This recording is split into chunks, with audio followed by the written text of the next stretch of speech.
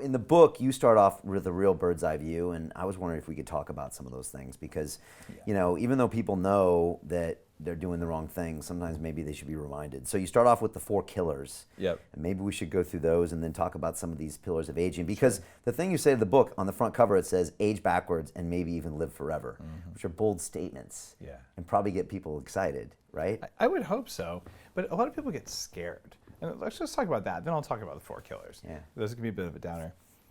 A lot of people say, in fact, Maria Shriver, either I was on her show or she was on my show, and a fantastic human being, leads the women's Alzheimer's movement. Women get Alzheimer's more than men. Your father was an early patient of that, Yeah. right? Sergeant Shriver, I think. Exactly. Okay.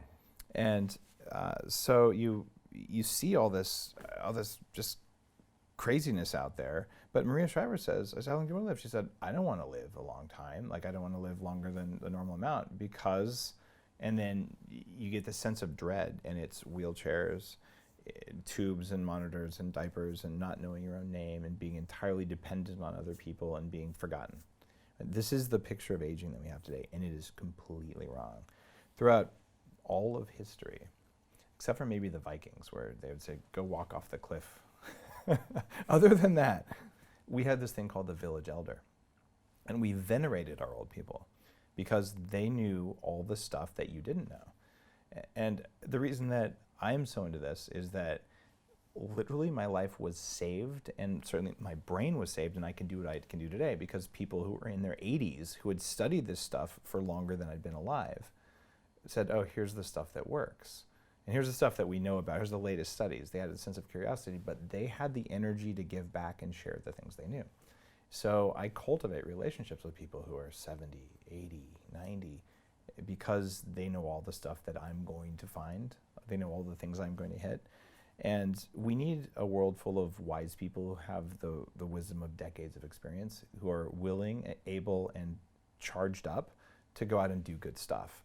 Because only them, in combination with the youthful energy out there, is going to stop some of the crap that's happening on the planet. And that means it's our job to show respect for all of that knowledge, but it's also your job when you're old to show up and to be able to show up. And that means if you think you're going to be infirm when you're old, maybe you are, but you should change that picture. When you're old, you're wise. And you walk under your own power, and you remember everything. And when you talk to someone who's 30, I remember what it was like to be 30. Your friends are all getting married now. You're spending most of your time traveling to weddings. But don't worry. In another 10 years, it'll be for birthday parties. And then another 5 years after that, it'll probably be for divorce parties. It's like, that's okay. You're going to see 3 more cycles like that. By the way, I don't know what cycles come after that. But no one tells you this when you're 25.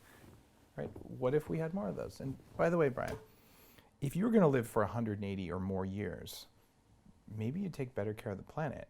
And when you see a news thing that says, in 60 years we're going to run out of topsoil, which is the thing that anchors carbon and grows our food, I'm pretty sure we better get on top of that, because I'm going to have to watch my kids and my grandkids have nothing to eat, not to mention me. Maybe I should take better care.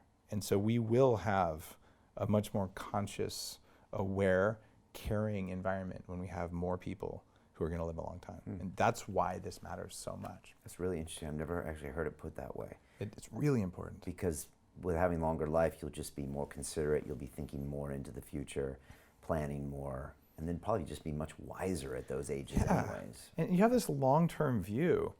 And what's even better, if you're 80 or 90, it's pretty common to say, I've probably got a few good years left in me. And you start short-term thinking. But if you're 80 and you say, I'm only halfway there, you're not going to have short-term thinking, and you're going to plan for the future. And I know, and I've interviewed a few people like that. They're saying, I had to upgrade my friends. All my friends were dying because they didn't take care of themselves. Or acting like they're dead. Oh, there you go. Right. Yeah. And so I'm thinking of my friend Dan Sullivan. And he said, so I've started making sure I have friends in their 20s, friends in their 30s, friends in their 40s, and he's in his 70s. He's saying, because I'm nowhere done yet. So he's exercising and tracking everything, and he got his testosterone levels up to those of a 25-year-old just through his diet and exercise in his 70s. Right? This is all possible. And the thing is, it's possible, but there's this incredible universe of stuff you could do, and some of it's really expensive, some of it's really complex, some of it tastes bad like kale, which, by the way, doesn't work anyway. So you could spend your whole life goofing around, like I did. I spent $1 million and God knows how many thousand hours trying things, some of which worked, some of which didn't. But I boiled it down, and that's why I write the books, that's why I do the blogs, that's why I do the show. Because if someone had told me this when I was 20, I would have taken all the energy that went into this and put it into something else useful. But this is what I did because it was a visceral self-interest.